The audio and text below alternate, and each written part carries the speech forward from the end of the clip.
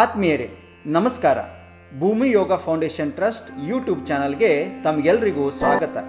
ಇಲ್ಲಿವರೆಗೂ ತಾವು ನಮ್ಮ ಚಾನಲನ್ನು ಸಬ್ಸ್ಕ್ರೈಬ್ ಮಾಡ್ಕೊಳ್ಳದೇ ಇದ್ದರೆ ಅಥವಾ ಇದೇ ಬಾರಿ ಮೊದಲು ನೋಡ್ತಾ ಇದ್ದರೆ ದಯಮಾಡಿ ಸಬ್ಸ್ಕ್ರೈಬ್ ಮಾಡಿ, ಲೈಕ್ ಮಾಡಿ, ನಿಮ್ಮ ಅನಿಸಿಕೆಗಳನ್ನು ಕಮೆಂಟ್ ಮಾಡಿ ತಿಳಿಸಿ. ನಮ್ಮ ಕುಟುಂಬಗಳ ಜೊತೆ ನಗ್ನಗ್ತಾ ಚೆನ್ನಾಗಿರಬೇಕು ಅಂತ ಯಾರಿಗೆ ತಾನೇ ಆಸೆ ಇರಲ್ಲ ಹೇಳಿ? ಇದಕ್ಕಾಗಿ ನಮ್ಮ ಆರೋಗ್ಯ ಚೆನ್ನಾಗಿರಬೇಕು.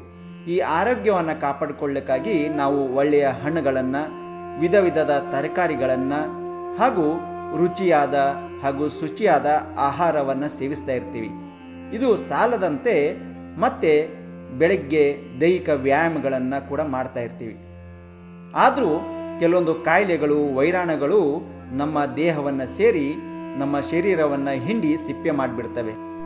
ಇದರಿಂದ ಮೈಯಲ್ಲಿ ನೋವು ಕಾಣಿಸ್ಕೊಳ್ತಕ್ಕಂಥದ್ದು, ಹೊಟ್ಟೆಯಲ್ಲಿ ಉರಿತ, ಒಂದು ರೀತಿಯ ಸಂಕಟದಿಂದಾಗಿ ನಾವು ಚಿಂತೆಗೆ ಈಡಾಗ್ತಾ ಹೋಗ್ತೀವಿ. ಇದು ನಮ್ಮ ಮೆದುಳಿನ ಮೇಲೆ ಕೂಡ ಕೆಟ್ಟ ಪ್ರಭಾವವನ್ನು ಬೀರ್ತಾ ಹೋಗುತ್ತೆ. ಔಷಧಿಯನ್ನು ತಗೊಂಡು ಚೆನ್ನಾಗಿರಬೇಕು ಅಂತ ಬಯಸಿದ್ರೂ ಕೂಡ ಇಂಥ ಸಮಸ್ಯೆಗಳಿಂದ ಹೊರಗೆ ಬರಲಿಕ್ಕೆ ಸಾಧ್ಯನೇ ಆಗೋದಿಲ್ಲ. ಕೊನೆಗೆ ದಾರಿ ಕಾಣದೆ ಆಸ್ಪತ್ರೆಯನ್ನು ಸೇರ್ತೀವಿ.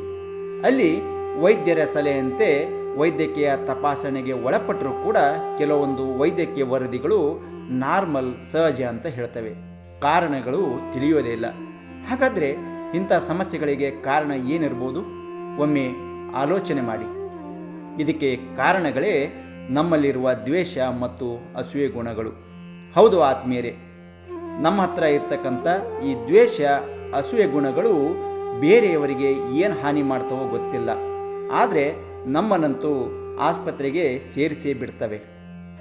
ಯಾಕಂದರೆ ಈ ಪ್ರಕೃತಿಗೆ ತನ್ನದೇ ಆದಂಥ ಒಂದು ನಿಯಮ ಇದೆ, ಕಾನೂನು ಅಂತ ಇದೆ. ನಾವು ಅದಕ್ಕೆ ಏನನ್ನು ಕೊಡ್ತೀವೋ ಅದು ನಮಗೆ ಮರಳಿ ಕೊಡ್ತಾ ಹೋಗುತ್ತೆ.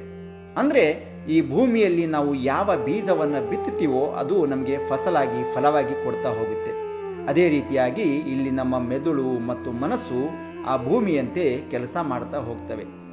ನಾವು ಇನ್ನೊಬ್ಬರ ಬಗ್ಗೆ ಹಿಂದೆ ಇಲ್ಲ ಸಲ್ಲದನ್ನು ಮಾತಾಡೋದಾಗಿರ್ಬೋದು, ಅಥವಾ ಅವರ ಬಗ್ಗೆ ಟೀಸ್ ಮಾಡಿ ಅಪಹಾಸ್ಯ ಮಾಡೋದಾಗಿರ್ಬೋದು, ಅಥವಾ ಇನ್ನೊಬ್ಬರನ್ನು ನೋಯಿಸಿ ನಾವು ಅದನ್ನು ಎಂಜಾಯ್ ಮಾಡಬೇಕನ್ನೋರಾಗಿರ್ಬೋದು, ಅಥವಾ ಎದುರುಗಡೆ ಒಂದು ಅವರು ಇಲ್ಲದಾಗ ಹಿಂದೆ ಬೇರೆ ಬೇರೆ ಕೆಲಸ ಮಾಡೋದಾಗಿರ್ಬೋದು, ಅಥವಾ ಇನ್ನೊಬ್ಬರು ಎತ್ತರಕ್ಕೆ ಬೆಳೀತಾ ಇದ್ದರೆ ಅವರನ್ನು ಬೀಳಿಸ್ಬೇಕು ಅನ್ನೋದಾಗಿರ್ಬೋದು, ಅಥವಾ ಯಾವಾಗಲೂ ಇನ್ನೊಬ್ಬರನ್ನ ತುಳಿದು ನಾವು ಬೆಳಿಬೇಕು ಅಂತ ನಾವು ನರಿಯ ಹಾಗೆ ಹೊಂಚು ಹಾಕ್ತಾನೆ ಇರ್ತೀವಿ, ಅಥವಾ ಇನ್ನೊಬ್ಬರಿಗೆ ಕೆಟ್ಟದನ್ನು ಬಯಸಬೇಕು ಅಂತ ಅವಕಾಶಗಳಿಗಾಗಿ ಕಾಯ್ತಾನೆ ಇರ್ತೀವಿ. ಇದು ನಮ್ಮನ್ನು ಸಮಾಜದಲ್ಲಿ ಗೌರವವನ್ನು ಕಳ್ಕೊಳ್ಳಿಕ್ಕೆ, ನಮ್ಮ ವ್ಯಕ್ತಿತ್ವವನ್ನು ಹಾಳು ಮಾಡಲಿಕ್ಕೆ ಕಾರಣ ಆಗ್ತಾ ಹೋಗುತ್ತೆ. ನಾವು ಇನ್ನೊಬ್ಬರಿಗೆ ಕೆಟ್ಟದನ್ನು ಬಯಸಬೇಕು, ಅವರಿಗೆ ಚುಚ್ಚಿ ಮಾತಾಡಬೇಕು, ಅಥವಾ ಅವರ ಮುಖಕ್ಕೆ ಮಸಿಯನ್ನು ಬಳಿಬೇಕು ಅನ್ನೋರಾಗಿದ್ದರೆ ದಯಮಾಡಿ ನಿಲ್ಲಿಸಬೇಕು. ಯಾಕಂದರೆ ಅವರ ಮುಖಕ್ಕೆ ಮಸಿ ಬಳಿಬೇಕಾದ್ರೆ ಮೊದಲು ನಮ್ಮ ಕೈಗಳನ್ನು ಕಪ್ ಮಾಡಿಕೊಳ್ಬೇಕಾಗತ್ತೆ. ಅಂದರೆ ನಮ್ಮ ಶುಭ್ರವಾದ, ಸ್ವಚ್ಛಂದವಾದ, ಪರಿಶುದ್ಧವಾದ ಮನಸ್ಸು ಮತ್ತು ಮೆದುಳನ್ನು ನಾವು ರಾಡಿಗೊಳಿಸ್ತಾ ಹೋಗಬೇಕಾಗತ್ತೆ. ಅಂದರೆ ಅಶುದ್ಧತೆಯನ್ನು ಮಾಡಿಕೊಳ್ಬೇಕಾಗತ್ತೆ. ಆ ವಿಚಾರಗಳನ್ನು ಮೊದಲು ನಮ್ಮಲ್ಲಿ ಹುಟ್ಟಿಸ್ಕೊಳ್ಬೇಕಾಗತ್ತೆ. ವೈದ್ಯಕೀಯ ವಿಜ್ಞಾನ ಹೇಳೋ ಪ್ರಕಾರ ಇದರಿಂದ ನಮಗೆ ಕಾಯಿಲೆಗಳು ಅಂಟ್ಕೊಳ್ತಾ ಹೋಗುತ್ತೆ. ಅಲ್ಲದೆ ಸಮಯ ಕೂಡ ಹಾಳಾಗ್ತಾ ಹೋಗುತ್ತೆ. ಅಲ್ಲದೆ ನಮ್ಮ ಪರಿಶುದ್ಧವಾದ, ಅತ್ಯಂತ ಒಳ್ಳೆಯ ಮನಸ್ಸು ಮತ್ತು ಹೃದಯಗಳು ಕಾಯಿಲೆಗಳಿಗೆ ಗೂಡಾಗ್ಬಿಡ್ತವೆ. ಜೊತೆಗೆ ಸಕ್ಕರೆ ಕಾಯಿಲೆ ದೇಹದಲ್ಲಿ ಮನೆ ಮಾಡುತ್ತಾ ಹೋಗುತ್ತೆ.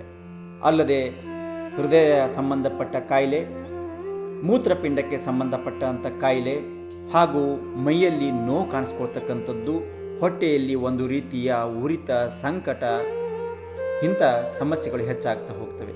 ಇವೆಲ್ಲ ನಮ್ಮ ಮೆದುಳಿನ ಮೇಲೆ ಕೆಟ್ಟ ಪ್ರಭಾವವನ್ನು ಬೀರಿ ಇಡೀ ದೇಹವನ್ನು ರೋಗಗ್ರಸ್ತ ಆಗಲಿಕ್ಕೆ ಕಾರಣೀಭೂತಗಳಾಗ್ತಾ ಹೋಗ್ತವೆ. ಹಾಗೂ ವ್ಯಕ್ತಿಯ ಮಧ್ಯೆ ಇದು ವೈರತ್ವವನ್ನು ಬೆಳೆಸಿ ನಮ್ಮ ಮಧ್ಯೆ ಜಗಳಕ್ಕೆ, ಹೋರಾಟಕ್ಕೆ ಕೂಡ ಈಡು ಮಾಡ್ತಾ ಹೋಗುತ್ತೆ. ನಾವು ನಮ್ಮ ಕುಟುಂಬ ಜೊತೆ ನಗ್ನಗ್ತಾ ಇರಬೇಕು ಅನ್ನೋರಾಗಿದ್ದರೆ ನಾವು ಇನ್ನೊಬ್ಬರ ಬಗ್ಗೆ ಕೆಟ್ಟದನ್ನು ಮಾತಾಡೋದಾಗಲಿ ಅಥವಾ ನೋಡೋದನ್ನು ನಿಲ್ಲಿಸಬೇಕು. ಅಂದಾಗ ಮಾತ್ರ ನಮಗೆ ಲಾಭಗಳಾಗ್ತಾ ಹೋಗ್ತವೆ. ನಮಗೆ ಮುಳ್ಳು ಮತ್ತು ಹೂಗಳನ್ನು ತೋರಿಸಿ ಯಾವುದು ಇಷ್ಟ ಅಂತ ಕೇಳಿದರೆ ಸಹಜವಾಗಿ ಹೂವು ಅಂತ ಹೇಳ್ತೀವಿ.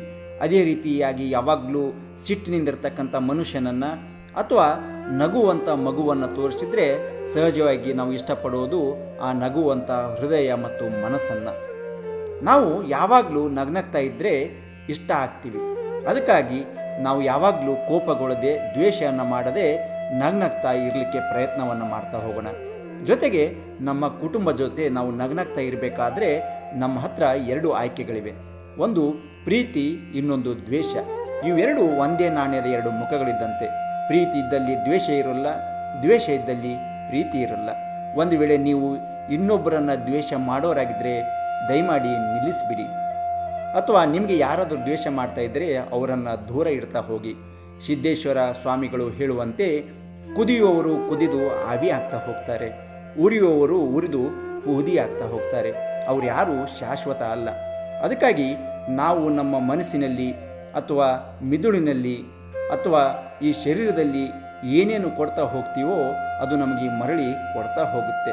ಅದು ಯಾವಾಗಲೂ ಫಲವಾಗಿ ನಮ್ಮ ಜೊತೆನೇ ಇರ್ತಾ ಹೋಗುತ್ತೆ. ಹೀಗಾಗಿ ನಮ್ಮ ಆರೋಗ್ಯ ಚೆನ್ನಾಗಿರಬೇಕು, ನಮ್ಮ ಕುಟುಂಬ ಜೊತೆ ಚೆನ್ನಾಗಿರಬೇಕು ಅಂದರೆ ಒಳ್ಳೆಯದನ್ನೇ ಮಾಡ್ತಾ ಹೋಗೋಣ. ಈ ವಿಡಿಯೋ ನಿಮಗೆ ಇಷ್ಟ ಆದರೆ ದಯಮಾಡಿ ಲೈಕ್ ಮಾಡಿ, ಕಮೆಂಟ್ ಮಾಡಿ, ನಿಮ್ಮ ಅನಿಸಿಕೆಗಳನ್ನು ತಿಳಿಸಿ. ಸಬ್ಸ್ಕ್ರೈಬ್ ಮಾಡೋದನ್ನು ಮರಿಬೇಡಿ. ನಿಮ್ಮ ಸಹಕಾರ ಎಂದಿಗೂ ಜೊತೆಗಿರಲಿ. ಎಲ್ರಿಗೂ ನಮಸ್ಕಾರ.